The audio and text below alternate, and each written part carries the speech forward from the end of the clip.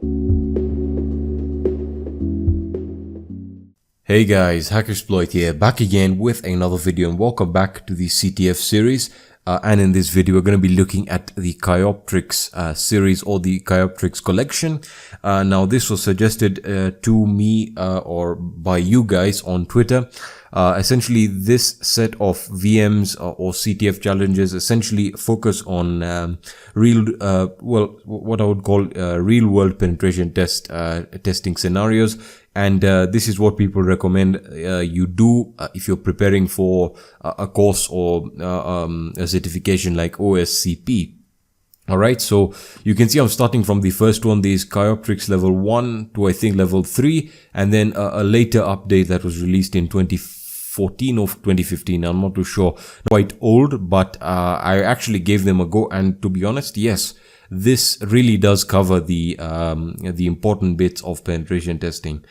So I just did it like a few minutes ago, and it took me about, I would say about 25 minutes if I timed myself. I had a few hitches, especially with compilation of exploits, and that is primarily why I'm doing this video, is because this will really help you understand how the compilation of exploits can really affect your overall experience with CTF challenge, or in this case, if you're performing a penetration test. Alright, so you can see that the Kioptrix VM challenges, Kioptrix VM images are easy challenges. The object of the game is to acquire root access by any means possible, except actually hacking the VM server or player. The purpose of these games is to learn the basic tools and techniques in vulnerability assessment and exploitation. There are more ways than one to successfully complete the challenges, and definitely so. I haven't actually found all the ways, but my way, it took quite a bit of time because it involved the use of an exploit on one of these services, as we'll look at. Alright, so I have the VM running right now, Kioptrix level 1. And just before we get started, for those of you who recommended that I do the VMs live, I think I have a better idea. I think I should actually do a live stream of me doing an actual VM from VulnHub or Hack the Box, if that's what you want. So definitely let me know in the comment section down below. You can find all the links that I've used to any of the exploits and the sites in the description section. So there you are. Alright, so the first thing I'm going to do is I'm going to use NetDiscover. And in this case, my VM is on VMware, so you will see that NetDiscover does actually show the machine on VMware. There we are. The IP given to it is 192.168.1.106. Alright, so I'll copy that, and we can open up ZenMap. Now, for those of you asking why I use ZenMap, I use it so that I can essentially explain to you guys the results. And as you can see, I'm not reading any results from anywhere. Now, right from the start, I usually like running the service enumeration and an aggressive scan. Sorry about that. And I usually run this. Then primarily after this scan is run, what I then move on to is I perform an intense scan on all TCP ports. If I still can't or wasn't able to enumerate enough, I then move on to UDP ports. We'll be looking at some of the advanced VMs like Node. Node is another one that you guys requested. That is the next one. And then we'll continue with the Kioptrix series, or the Kioptrix collection. They're just, I think, about 3 more left. So I'll also be working on those if you guys want me to. Alright, so I'm just going to wait for this scan to complete. In the meantime, we can actually move on to we can use enum for Linux. For our enumeration. Sorry about that. Enum for Linux, and I'll use the IP 192.168.1.106. Let's also enumerate some stuff from there. And yeah, it looks like we got some information here. So enum for Linux is used to enumerate everything in regards to a Linux system, and I'll try and explain as much as I can from the results. Now, of course, there's a lot of information that is being gathered here, and we'll probably need quite a while to go through it. So I'll also make a video on how to use enum for Linux, and also taking a look at Windows boxes as well, because as you've probably noticed, I've been only going through Linux ones. So I'll also be taking a look at that. Alright, so enum for Linux completed, and let me just try and explain everything. So essentially what it was able to enumerate, you have your target information, the RID range, username, password, which means there probably is an RPC server running here. You have the known usernames, so you have admin and the administrator, root, standard, guest, and KRBTGT, something interesting there. We then have the NB stat information, as you can see, which was essentially SMB information, and this will give you information in regards to the work groups.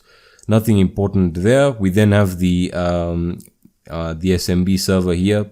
We can see that it is using Samba, but one thing that I did see is it was not able to enumerate the version of Samba. So definitely we have Samba running here, but again we were not able to enumerate the software version, so nothing good there or nothing helpful there. And going through this, yeah, we weren't able to find anything else. So definitely we have the SMB port running here, and we know they're running it's running Samba, but of course we were not able to enumerate anything there. We have the groups on the system, which is great, always good. So we have administrators and the standard users, guests, power users, etc. Nothing else over here. Let's take a look at my Nmap scan here. Now, for those of you actually wondering why I went to enum for Linux first, well, I just like running enum for Linux if a scan is taking long, and that's something you guys have also pointed out with the VMs on Hack the Box or on Vulnhub VMs. Usually the Nmap scans take quite a while because the servers are under some sort of load, but for some reason I don't know why this scan is taking so much time. Let me just wait for this to complete and I'll get back to you when it's done.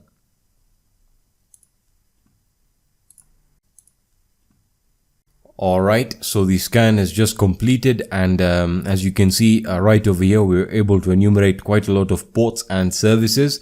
The first one we have is OpenSSH version 2.9 P2. We then have a web server running on port 80. We have an Apache, it's running Apache 1.3.20, and we were able to enumerate the version or the operating system here. We can see it's running Red Hat Linux, and it's also running OpenSSL. Now when we talk about the RPC port here, we were able to enumerate from enum for Linux that we can log in using a null session. So let's try and log in, using the null session and see if we're able to enumerate. So we know it is running Samba, but again, we are not able to enumerate the version. We are also running port 443, which is essentially SSL or the HTTPS protocol. Nothing special there. We'll take a look at the web server right now. And we have a TCP port, the RPC port open on port 32768. I wasn't able to actually find anything with that port, but again, I think there are about 3 ways you can get root from my research with this box. But yeah, let's start by taking a look at the web server here. So I'm just going to open this up, and we'll start off by 192.168.1.106. And let's see what we're able to find. So yeah, the default web page of Apache. Let's test if we have any robots.txt. If we have any robots.txt file here, nothing over there. So we can now move on to port 443 like that, and we get a bad request. So of course we have to change the protocol like so. And yeah, default, we get the default page here. We get the default Apache installation page. So now I'm just going to run a derb. I'm just going to run a quick derb on it, and we can also start. We can also log in using our null session with the RPC client. All right, so derb HTTP and 192.168.1.1.106, and we hit enter.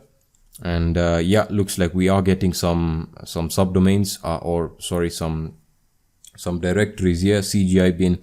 So that looks like a pretty standard type of Apache configuration, except we have a root and the operator here.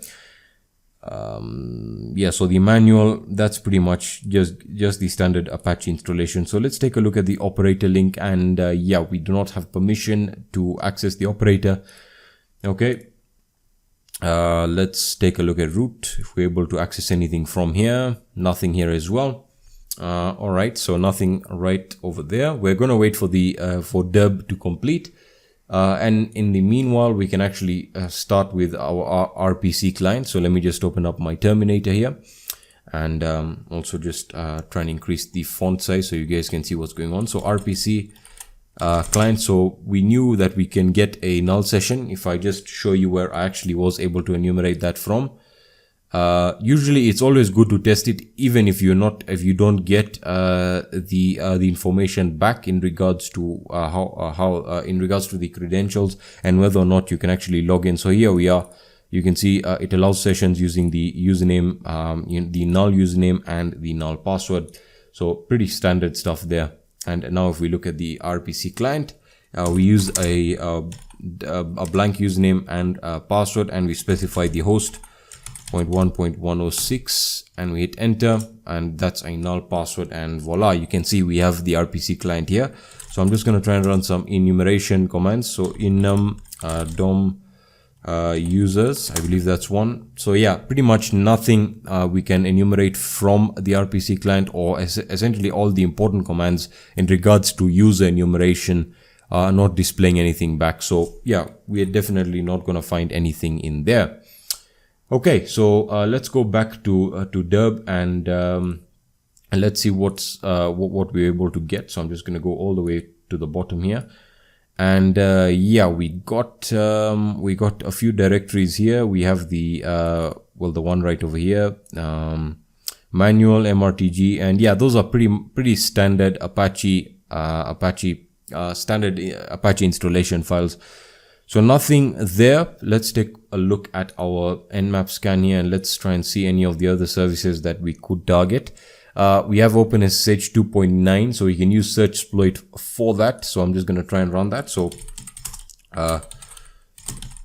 searchsploit OpenSSH 2.9. Let's see if we can find anything there. Nothing over there. Let's see if we can get any exploit based on the version 2. So yeah, we definitely have version 2 exploits here, but again, nothing really interesting. We have one over here, and we have the Kerberos version, but that's definitely not what we're using. And again, there are really not any exploits. Now for SSH, it's very unlikely that you will find any OpenSSH exploits. As you can see, these are pretty much all the ones that exist. Now, of course, you can just get rid of the 2 operator, and that's pretty much all of them. And yeah, most of them, as you can see, like I've come across the version 6.8 or 6.91.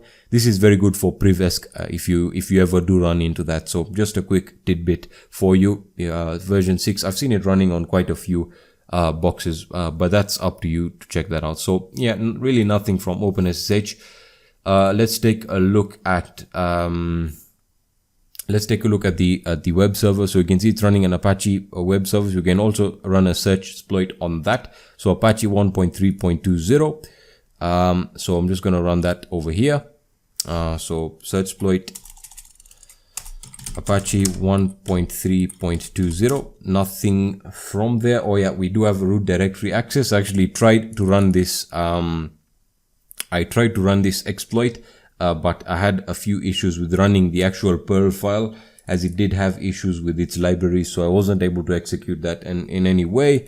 This was essentially just going to give us root directory access, which, as you've probably already known, there is nothing in that Apache server. The Apache server is simply there just to try to essentially lead you into a rabbit hole with the exploits available for Apache, that is.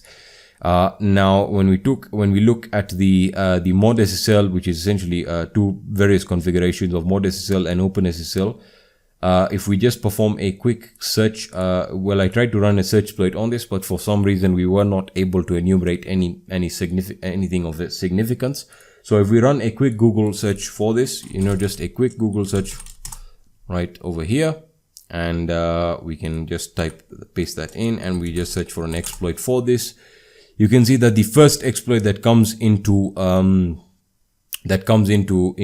our display is we have the Apache mod SSL and the appropriate version, but anything less than version 2.87, and that is the OpenF. I really don't want to use any profanity in my videos.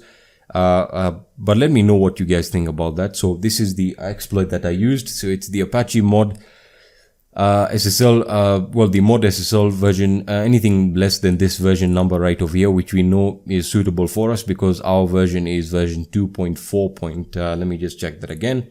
For some reason, my memory isn't very good when I'm recording. Yeah, so 2.8.4. So yeah, we are less than that version, which means we can actually use this. Now, I did try and use the OpenF version 1. But that didn't work because that was my first, my first type of, or my first inclination was to use version 1, which also works with OpenSSL, but it requires mod SSL as well. So we can see that we can use this exploit. So what you can do now is you can simply just you can essentially just copy the exploit, or you can look for the exploit database ID number here. So we have it right over here, and then you can use search exploit, which is what I recommend. And yeah, so let's do that right now. So I'm just going to search for it with search exploit. So we'll use search exploit. Okay, we can just use the OpenF terminology here, and there we are. We have the OpenF version 2, which is a C file, which means we are going to need to compile it, and it is a remote buffer overflow. Now, of course, if you look at the details in regards to the exploit, it will essentially give you a root shell. Now, when it comes down to compilation, I had a very interesting experience with this. My compilation failed about 10 times, and that's because this exploit is outdated, but I actually found a way of updating it myself. If you follow the update right over here, which will tell you how to update it, this really did not work for me. Now, this compilation method does work with the lcrypto library over here, so that does work, no worries about that, but I'll show you what happens. This update, essentially updating the OpenF exploit, this really does not work, so I had to find my own way of updating it, and luckily I was able to update it. So yeah, that was pretty cool. Alright, so what we're going to need to do now is we need to copy that exploit to our desktop, which is version 2. So let me just highlight that so I know where I am. So I'm just going to copy that, user share, and we have exploit db, and that is under exploits, and Unix, exploits, Unix, and that is the remote 764.c, 764.c, and we want to copy that to my desktop right over here. And once that's done, we can just move into my desktop. Well, I actually did not need to specify the root directory there, but in any way, we have the exploit right over here. So if I was to try and to compile it right now without actually updating it to what it should be, you'll see that I'll get a few errors here. But before that, let's use nano and just inspect the exploit. So you can see it'll give you the note right over here, telling you to follow the GitHub link right over here to essentially update it, because the compilation will not work. So let's actually copy the compilation code right over here with the GNU compiler. And I'm just going to exit, and we can just paste that in. And if we hit enter, you can see, sorry about that. We need to specify the correct exploit name, which in this case is not OpenF, it is 764.c. So 764, and we hit enter. And you can see we're going to get a lot of errors here. Now, these errors are independent in the fact that we do need to include a few new libraries over here. So, to do this, I actually have them right over here, and you can use this if you want. I'll also upload this exploit to my GitHub repository with the update, because yeah, it took me a while to get it updated. Now, primarily after fixing the or after updating the exploit, what you will need to do is you will need to install a few libraries with the aptitude package manager. And one of the first one is the SSL, the developer SSL library, which I have right over here. So I'm just going to copy the code, and I'll just paste that in here. So you want to install the SSL developer library, and I'm just going to hit yes right over here. And we're just going to wait for that to complete the installation. For some reason, it's telling me to upgrade it.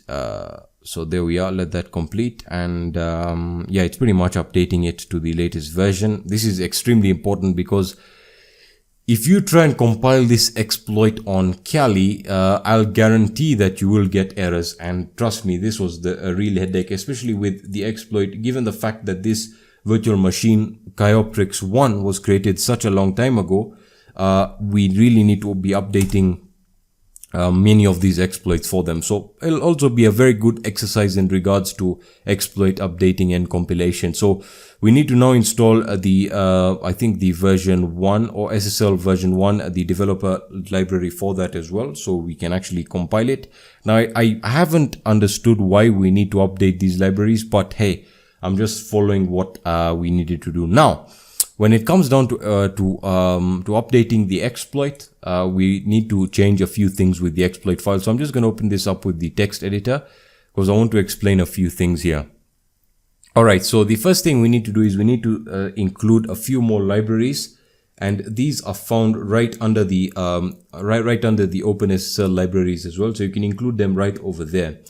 Alright, so again, I have them right over here, just on my other monitor. Just let me just copy them, and you can copy them as well, but I will have the updated exploit on my repository. So if you are doing this virtual machine, you can do it.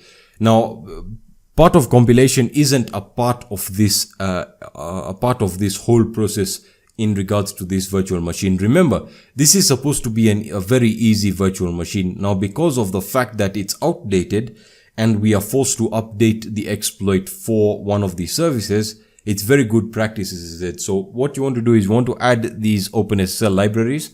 Once you have added them, we now need to search for a specific search for a specific line here that essentially gets the wget command here that gets the exploit or the ptrace kmod c the ptrace kmod c file.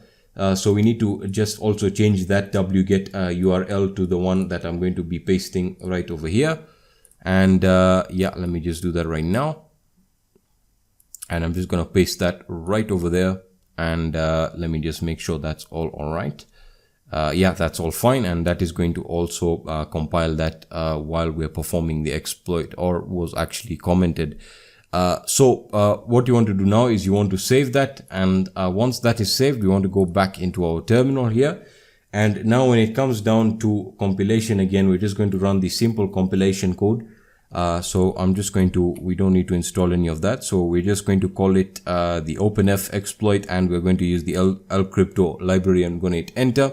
Now don't worry if you get these errors right over here. If you get the specific error telling you that the argument in regards to the I'll just call this an OS code was from an incompatible pointer type, don't worry about that error. This is pretty much all to do with the exploit itself. Now if we list the files, you can see that we have the OpenF exploit. I was about to slip there, I was about to say it. So we have the OpenF exploit. Now if you run the OpenF exploit, which I recommend that you do, something interesting is going to happen here. It's essentially going to display all the codes. I really don't know what to call them. You have the supported offset, which it's really not shellcode, but just the version in regards to what version of Apache you're running and the operating system. In our case, we know we are using the let me just check again. I always keep on forgetting, trying to keep all of this information in my head. We are using Red Hat Linux, which is running Apache 1.3.20. So we're just going to search for that version, and I'll show you how to run the exploit, which again, it does tell you how to do if you are interested. So you can see the usage is the OpenF ELF file, the target, and you can specify the port. But since ours is configured correctly, we don't need to do that. And we have the range here, and you can specify that as well. So we are just going to search for Red Hat Linux, and we're going to search for the Apache version here. So just give me a second. Red Hat Apache version 1.3. And I think I've forgotten it again. 1.3.20. Yes, that was the one. And I think I found it right over here. Yeah, there we are, Red Hat Linux. And you want to make sure you're using the 0x6B. I did try the 0x6A. For some reason, that is one variant of it. The one that worked for me was this one right over here. So we're using Red Hat Linux 7.2, Apache 1.3.20, and we are using the second variant of that. Okay, so when it comes down to running the exploit, we need to essentially just specify the exploit with its name, and we're using the 0 times 6b, the 0 times 6b variant, and we now need to specify the target 192.168.1.106, and we now need to specify the range or the amount of connections we want to make. If it says if you're not sure, just to leave it at 50, and that's what I did. Just leave it at 50, and I'm going to hit enter, and it's going to start a connection range of 0 to 50, and once that is done, it should establish an SSL connection, spawn a shell, and looks like we are done. And once the ptrace kmod was executed, was compiled and executed, we should have a shell here. So I'm just going to list the files in there, and yeah, we get a p file, which I'm not sure what it does. Of course, I'm still experimenting with this machine. It looks like that was an output file, but for some reason we do not have the permissions, which is confusing, because if I type ID, we have root access, which means we have successfully owned this system.